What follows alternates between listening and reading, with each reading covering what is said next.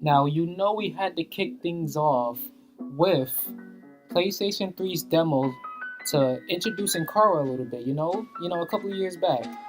And now I'm not gonna lie, I just found this, I researched this and I just found this that they even did a whole Kara like introduction. And this is pretty good. To for it to be in the works, or for Kara's version to be in the works, this is pretty impressive. And you could see the development. You could see the like what they was thinking. Like how they was gonna develop into Kara's story. You can tell where they was gonna go with this because it has potential. Let's be honest. Like if you look at the video, it like each like kind of like steps is kind of like preparing you for like almost like what you think is gonna happen in like a real movie. But I just want to go back to hear what Cora said in that video, like just so you guys can hear what I just heard just now. Stay in line, okay? I don't want any trouble. Thanks. Now, with this game being heavily compared to Beyond Two Souls and the Quarry, there we go. This game literally takes that out the water. Like, not only do you get to play as 3 characters, but they each have great storylines that somehow cross over at the end, and then the ending is just pure. Now, even though it's a choice-based game, I'm basically gonna tell the story of how the developers kind of wanted how each story to play out. Like no matter good or bad or anything like that, I'm just gonna stay in the middle. I'm not gonna try to stick to one side. I'm always gonna always find a way to for the story to actually make sense the way it's supposed to make it. If you get what I'm saying, you just have to play the game yourself. Like especially with the different options and choices you can do. This game is amazing. Like I'm telling you, like I can't wait to dive into um Kara's story because it's so good, and it's easily one of the saddest stories of the 3 characters. So let's get right into it. So we get to meet Todd through Kara's eyes, right? And from right now, he doesn't really seem like too fun of a guy to even be around. He looks broken and bruised and heart's broken. Before we even get to know him, or before we get to see what type of person he actually became. But nonetheless, we looking throughout the city, the city of Detroit, looking like how it became futuristic now. For right now, like when I first seen this scene, I was like, okay, this is a great opening, especially to a character that I've never seen before during that time. And this is pretty good. This is actually a great opening. Every time I see openings like this where we actually see the environment we're in, it gives me a great feel to see like how this is gonna play in towards the story. And I was right. The whole story behind Detroit Become Human is so great, and Kara's story tied into that is so sad. It comes for a great game or movie if you want to consider that. But I'm gonna just give you the background of how the story is, so you can understand Kara's story, how it ties in. So we got androids, right? Created by humans, might I say, just to keep that in mind. And apparently, androids is taking humans' jobs, but some people is more upset about it than others. And so some people, tend to take it upon themselves to create a revolution of to keep these androids kind of like slaves, and they don't want them to wake up from this reality of that they're being used. But at the same time, I feel for the humans, and at the other side of the androids, it's also kind of sad at the position that they're in because it's not their fault. It's humans' fault that they're even here in the first place. So that's just a little background of like how I kind of feel about this whole humans versus android situation. But for it to be how Kara gets tied into it and how her story develops, it's actually kind of interesting, and you'll see why. So we get into the house, right, and we get introduced to Alice. She's kind of reserved, to herself mostly, kind of. But then, we try to talk to her a couple of times, and she's not feeling us right now. I don't even know why we have to do this, but we even gotta clean the house. We gotta do chores, but I understand it's for us to learn like the controls and stuff like that. But like doing this man's chores is like so disgusting because he leaves anything everywhere, and it's like this. It's just it's not fun at all. But at least we got introduced to Alex. That's one good thing. But as we know for right now, this is gonna be a truly horrific and sad point in time for Kara, even though this is new for her. But you'll see why in a second. Here, Daddy, no! It's all your fucking fault! Now here we have Todd going crazy as usual, having a mental breakdown and putting hands on his only daughter, right? Now, of course, you have many different decisions that you can do leading up to how you massively take down Todd, right? But it's really interesting how there's this scene where it basically shows you that Kara doesn't want to follow the instructions of a normal program, and then she breaks out, right? You have to do that in order to save Alice, right? And then we get to this fire scene where you have to basically fight Todd. But of course, Kara only has so much android strength. She's not really an android made for fighting. So it's basically hand in hand until we come to this conclusion.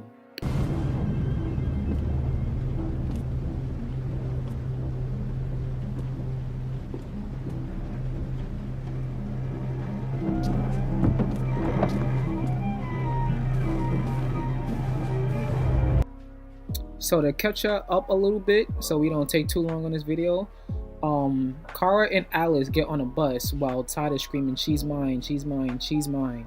And then eventually they have to get off the bus because they can't stay there.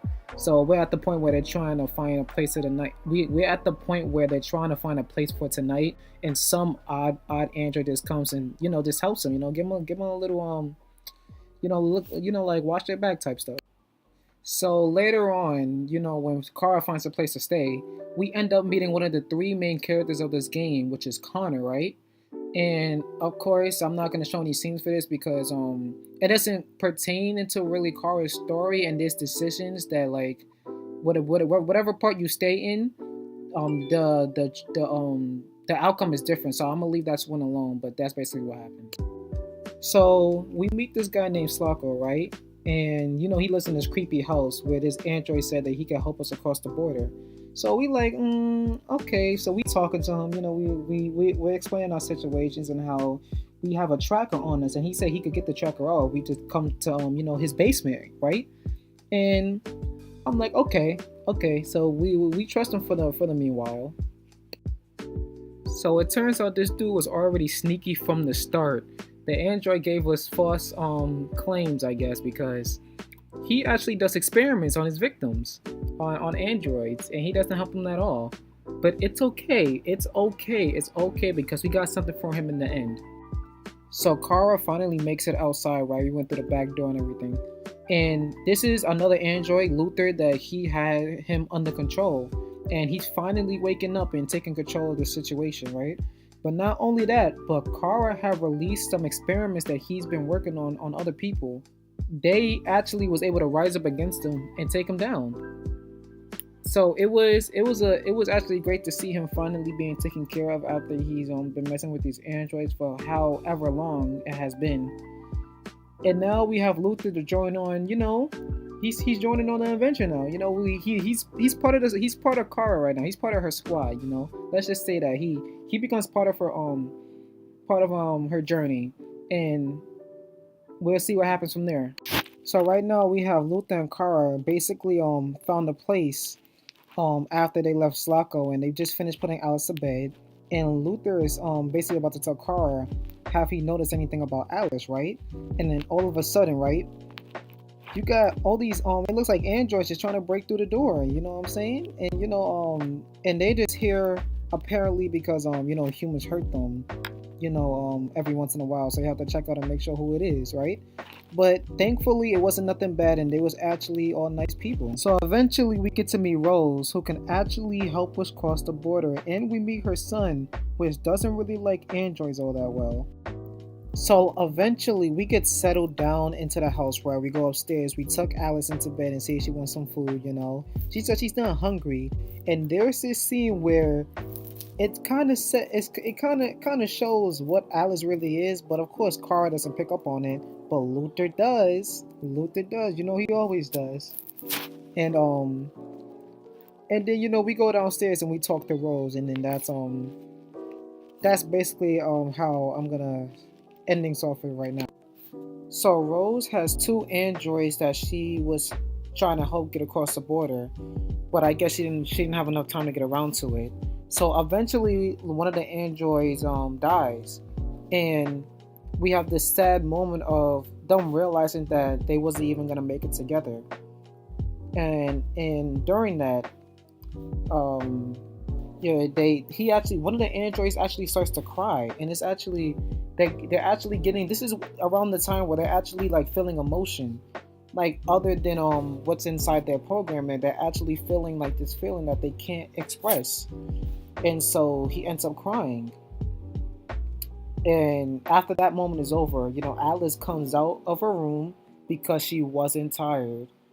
It's pretty basic, but after all the signs we've been seeing, it's kind of getting obvious what she is by now. So as we can see, it seems like Alice and this android is having a one-on-one right now, and it looks like he's able to connect to her somehow. But of course, Kara's not realizing that. She didn't even realize that his emotions really changed from angry to happy.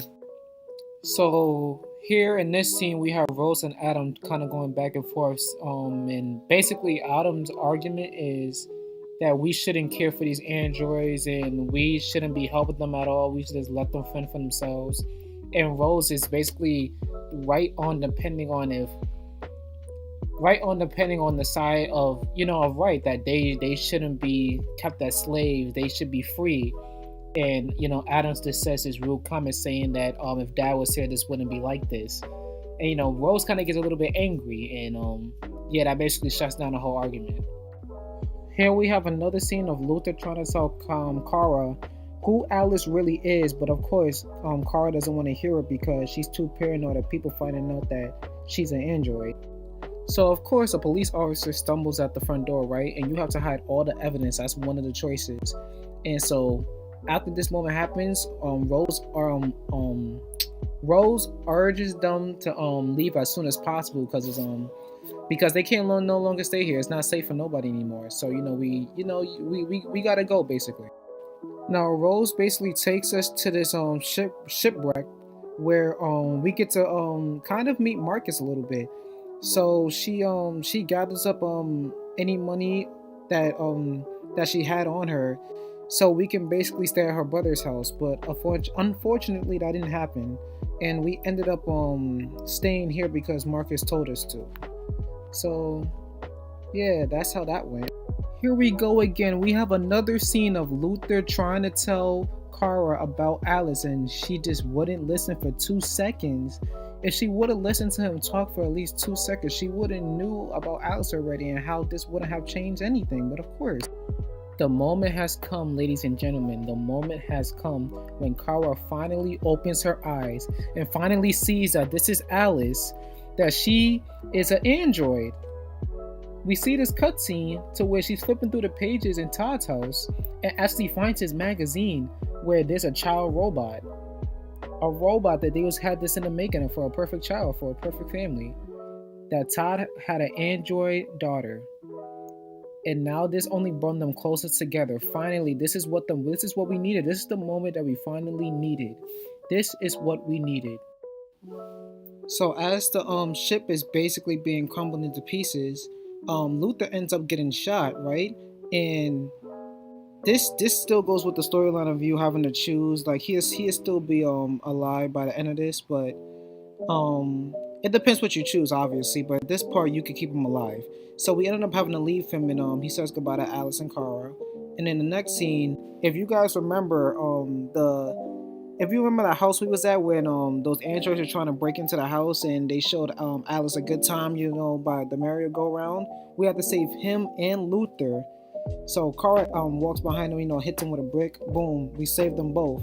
And then we end up trying to get passports so we can head over to Canada, so where we could be free.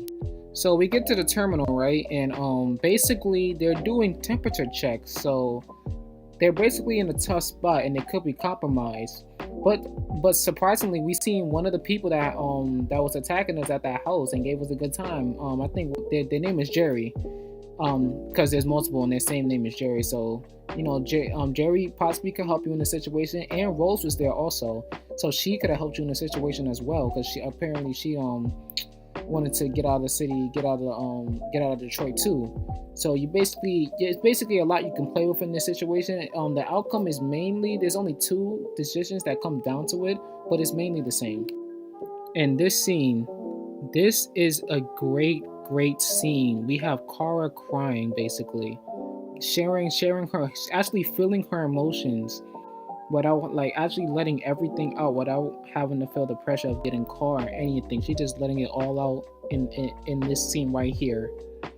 Valerie Curry is an amazing actress for this representation of Kara and how she feels in this exact moment. It's so genius, and it's a great it's a great development to her basically her character arc, going from this basically staying with Todd and basically them showing how she's very obedient, very like a normal android, and then going to deviant side and basically using her anger out and doing what she wants to do this time instead of having other people control her, and into being this very sad and depressed person. Well, not depressed, but very conserved and basically to herself, more her own thing. And this scene shows this very much. This game is amazing.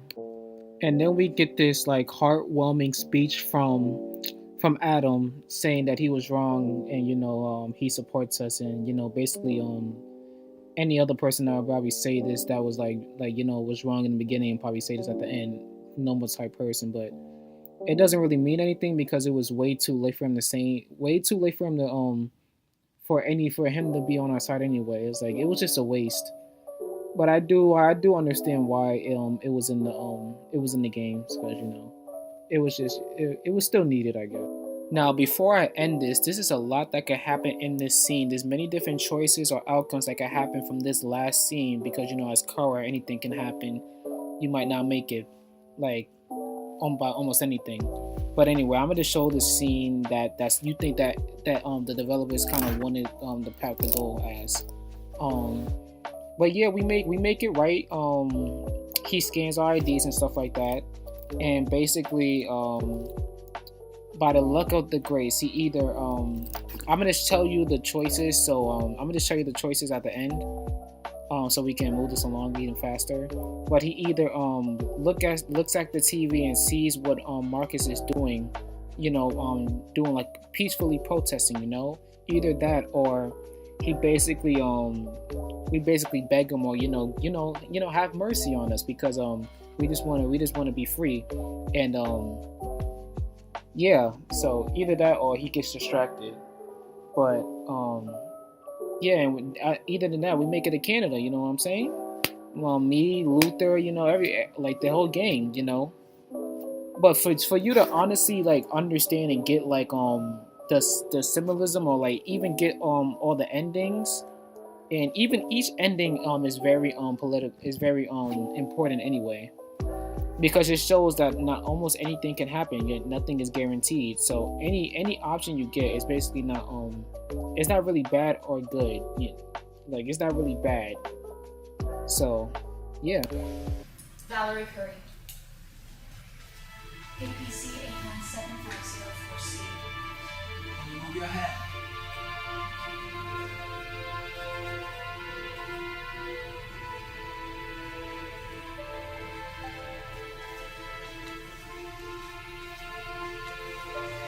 No, I feel perfectly fine, I assure you.